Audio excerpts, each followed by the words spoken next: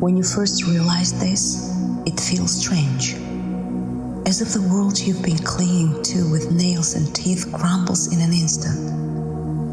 You notice people fading away, opinions losing weight, and things becoming just things.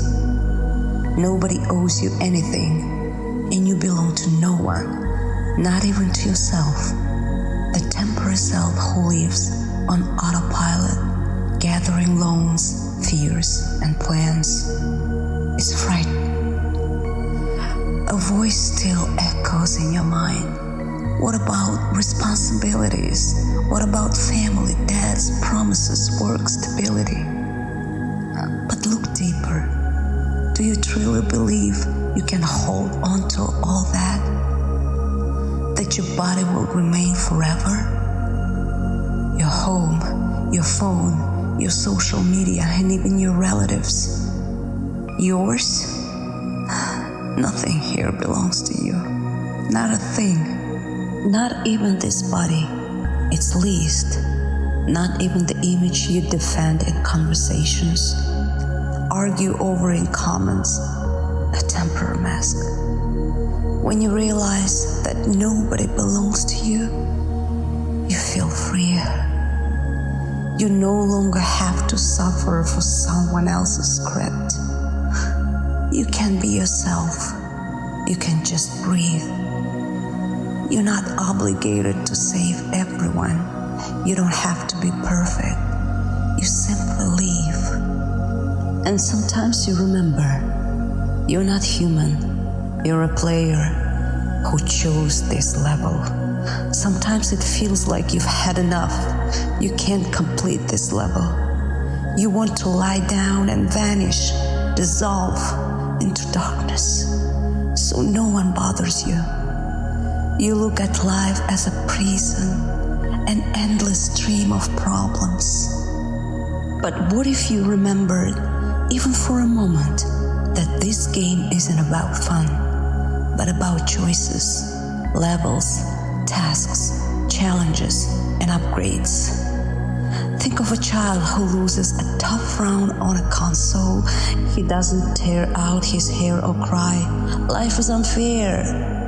He just presses restart and plays again, with excitement, with fire in his eyes.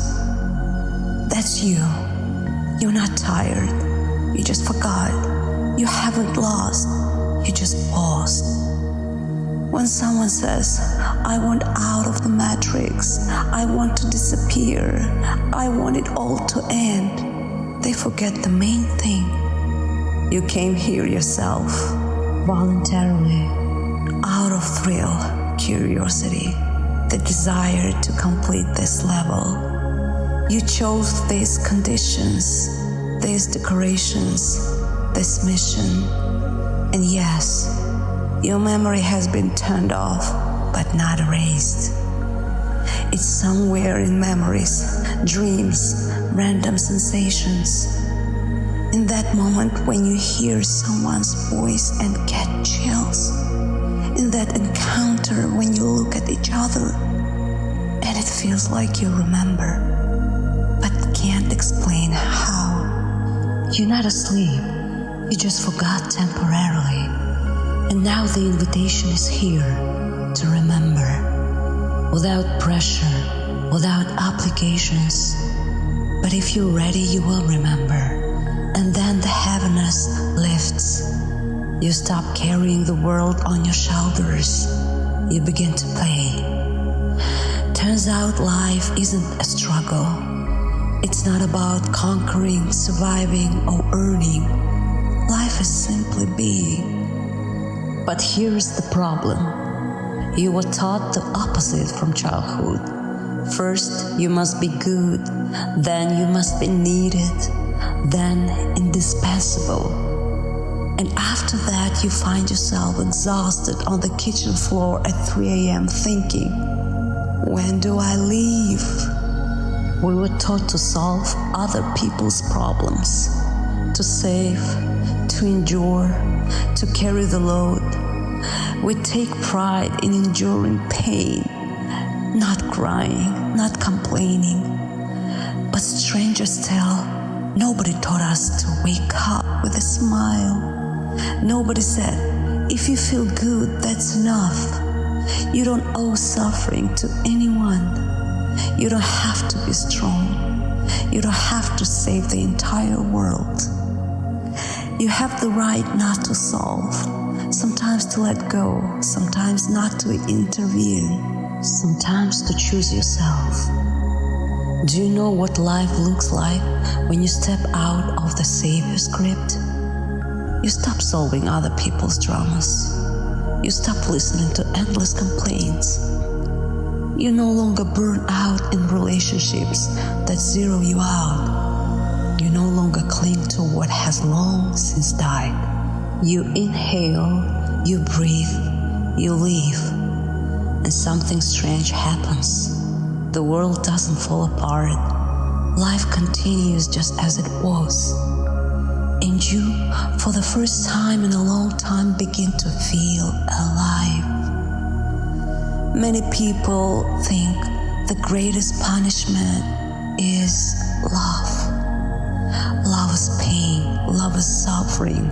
True love always comes with torment.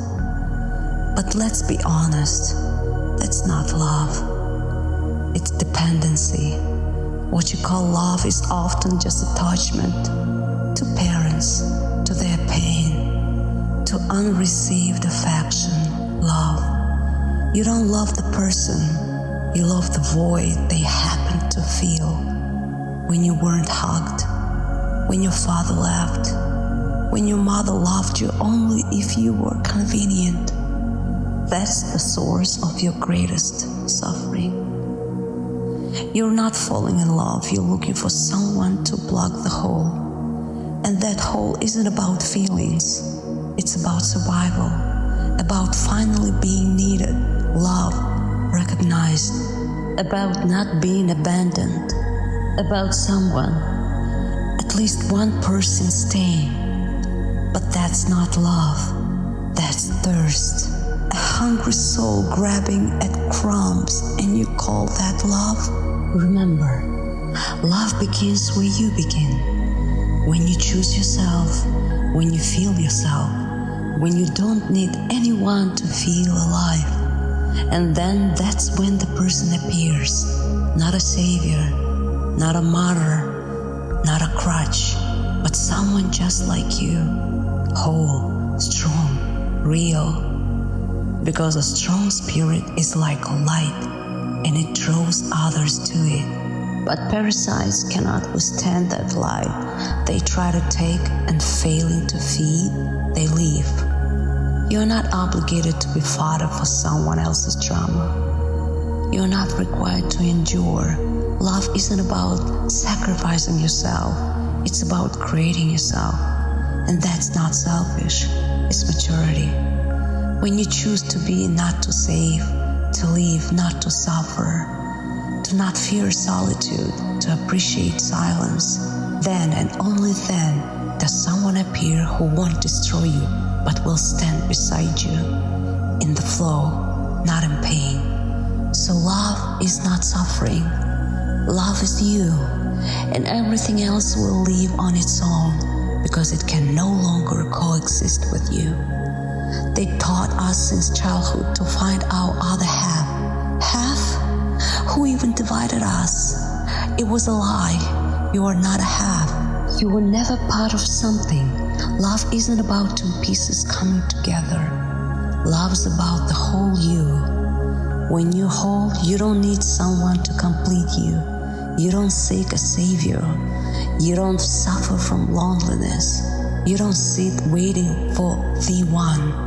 You are already full, and from that fullness, real love is born, free, without fear, without pain, without need. Love isn't about reciprocity. It isn't about clinging. It's about choosing yourself every day, and everything else that's just experience. Sometimes people come to break us, to show us where we forgot ourselves, where we became someone else's half again. But it's not a mistake. It's It's part of the game. Try for once not to follow the script, to the same muse, same phrase that usually sets you off. Respond differently, not out of habit or autopilot, but by choice. Run an experiment. Turn right if you always went left. Stay silent if you used to shout. Walk away if you used to stay. It doesn't have to be right, but it will be free. It will be conscious. Yes, it's a game. You are a player, and there is no guaranteed ending like in a movie. They don't even guarantee that when it's over, you won't come back into the same game, a similar scenario, the same body with the same fear. But that's the point. You're not here because you got stuck. You're here because your soul chose to go through this. A difficult path with parents, with pain, with recurring lessons, and all of it not punishment, but experience. Sometimes you think, I don't want to be here. How do I escape? The exit isn't outside, it's inside. You're not a victim, you're a screenwriter, but so far you've been reciting lines written by others. And I know, because I was there too. I lived by the matrix. I screamed, argued, tried to prove, reacted to everything that pulled my emotions. But one day, I fell silent. I simply stopped supporting other people's script. And then, for the first time, my life started writing my own texts. Don't want to respond? Don't. Want to walk away in silence without explanations? Do it. You don't owe anyone a word. You're not half of someone else's game. You're a top-level player. Thank you for being here. Thank you for choosing awareness. I'm with you. We are together. Until the next round.